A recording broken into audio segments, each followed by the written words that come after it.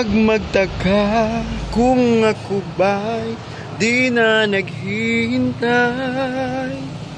sa anumang kapalit ng inalay kong pag-ibig.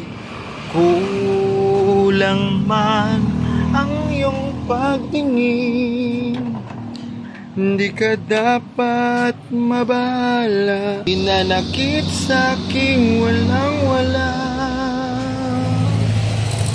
At kung hindi man dumating sa atin ang panahon na ako ay mahalin mo rin, asahan mong di ako magdaramdam kahit ako ay nasasaktan. Huwag mo lang ipagkait na ikaw ay aking mali.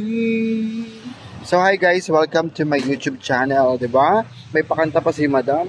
So yun, January 1, humakot pa tayo ng mga benta-benta, nakakaloka guys. Alam nyo, di ba nakita nyo naman sa intro guys, kumanta ako. Eto yung mga gagawin ko ngayon. Kukunin ko ngayon yung mga debote-debote guys. Kasi nabentahan pa tayo ng January 1, nakita nyo. Di ba? So yung pinagbentahan ng January 1 guys, ibibili nga natin ng Yossi. Ayun si Madam, oh. Kayo ng mga lagi ng mga gabi. Ayan guys. Diba? Nakakaloka. Kaya masarap din mag-business ng sari-sari store kapag alam mong mabenta, diba? Hindi naman totally mabenta. Tignan nyo naman, oh. Tignan nyo kung gaano ba to? Kung gaano may nag-inuman dito kagabi. Tignan nyo yan, oh. Diba? Ayan. Diba nakakaloka? Nandiyo sila nag-inuman, diba? Nakakaloka. So, yung perang, sakit ng susok ko. Char. So, yung pera na mabibenta natin, bili lang natin ng Yossi. At saka yung matitira, alak naman. Ganoon naman talaga, guys, sa sari-sari store. So, ito yung mga nangyari sa akin nung January 1. Unang pasabog ng taon, diba? Ubos. Hindi naman siya ubos. Meron pa naman na. So, nilalagay ko lang dito yung mga debo-debote. So, kunin na nga natin. Ganito yung buhay ng sari-sari store. Kaya, pagkatapos ng bagong taon, tatanggal-tanggal ka ng mga bote na yan, tutuwad-tuwad ka, ganun. So, ayan, kukunin mo siyang ganyan, silalagay mo siya dito. Ayun guys, ayun ang buhay ng January 1 ko ngayon. O, diba? Ayan, papasok mo siya dito.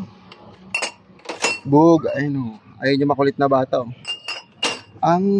Medyo magulo talaga guys kasi kagabi may mga nag-inuman pa. Pasensya na sa distraction kasi alam nyo, kapag di magulo talaga yung sari-sari store nyo, diba? Ibig sabihin walang bumibili. Para sa akin ganun lang. Dito pag madaling araw, ayun sakit buntis yata. Sakit na yung tiyan ko guys. Kinain ko almusal guys, bread.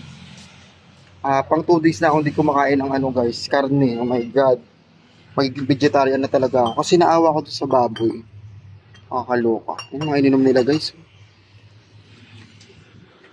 Huwag magtaka kung ako ba'y di na naghihintay sa anumang kapalit ng inalay kong pag-ibig ko.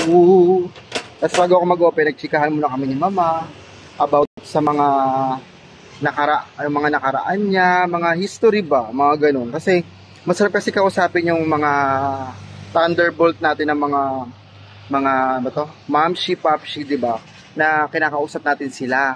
Kasi nare-refresh sila sa mga problema, di ba? Ganun yung kasi kahit matanda ka na, Diyos ko, may problema ka pa rin guys, no? Kaya kayo guys, di naman sa ipaghandaan talaga natin yung katandaan natin. Kasi mas maganda yung financially freedom. Mga ganun-ganun. Pero, ayun yun. Mas maganda pa rin yung ganun guys na financially freedom ka. Kaya hanggang bata ka pa guys, magsubi-subi ka para sa pagtanda mo. Ang hirap kasi yung tipong, alam mo yun, kapag matanda ka na, limit na lang yung mga gagawin mo, kailangan chill ka na lang, di ba?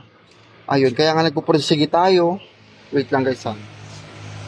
Kaya nagpupursige tayo dito sa tindahan para kahit papaano makatulong tayo kay mama. Kasi ang dami na rin palang experience nung kabataan niya.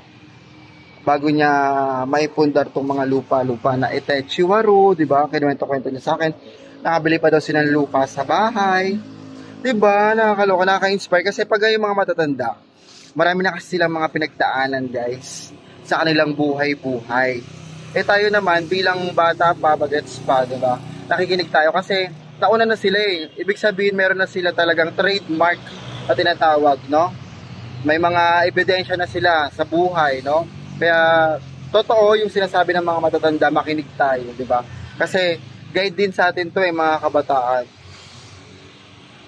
Guide sa atin itong mga kabataan kasi diba, di naman tinasabi sa atin yung mga bagay-bagay para kumbaga guys, although marami lang kasi silang experience, kaya nakakapagsabi sila ng mga ano guys, ano ba tawag doon? Ng mga sasabi, ano ba yan? Ubulol ako. Nagsabi sila ng mga lesson nila sa buhay guys. 'Di ba? Parang gawin nating inspirasyon yun. Kasi ang buhay talaga guys, is parang gulong talaga ng palad. Minsan nasa taas, minsan nasa baba. Pero dapat wag kang ano ba tawag dun guys? Basta yun na yung guys. Nakakaloka. Kasi ang kulit ng chika namin ni mama. Ilang beses din daw pala siya na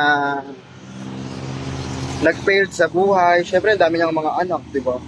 Ayun, naglalako-lako siya ng mga paninda niya. Siguro ayun yung naman ako sa lola ko na, di ba? Na negosyo talaga. Nasa dugo talaga ang pagnenegosyo, di ba? Ganon. Wait lang guys. So, balik tayo dito. Ito lang pala, ito pa yung mga mga nabili. O, di ba may mga lamang pa yan guys, eh? Di ba? 42 yung 43 na kahon natin guys. Pero meron tayong pambili dyan. Nakatsubi na. Kasi di ba January na. Ibig sabihin, bagong buwan, bagong bayarin na naman. Ganun lang talaga guys. Kasi kapag nangungutang ka guys, dapat kailangan bili ka ng bili. Yun. Ayun yung suggest ko sa inyo guys. So, kailangan po ano natin yan. May mga laman pa yan guys. Ang naging mabenta talaga sa akin itong Pasko at saka bagong taon. Itong mga red horse na mga malalaki. So, kunin na natin yung mga basyo, ay mga ano. Ay, excuse me. Dito pa meron pa. Ang dami namin basura dito. Ay, yung mga malalaki. Tignan nyo guys, oh. So, yan ang buhay. Ito, buong taon na naman tayong magtitinda. Sana matuto na tayo sa mga kamalian natin. Bagong taon, bagong buhay guys. So ayan lang yung ating vlog for today guys. Mga sabi-sabi lang ni Madam. So ito, January 2, 2024 guys. So please like, share, and subscribe guys. Ito yung nangyari sa akin nung January 1. Kinuwento ko lang sa inyo ang mga nabili. Bye bye guys. Nag-ano pa rin tayo. Over the quota guys, no? Kaya yung benta natin guys, ibibili pa rin natin guys. Ganun lang talaga ang buhay ng sari-sari store. Parang ang kanta ni Sarah G. Ikot-ikot lang. Please like, share, and subscribe guys my YouTube channel para updated ka sa mga bago kong video. Bye bye guys. Thank you for watching.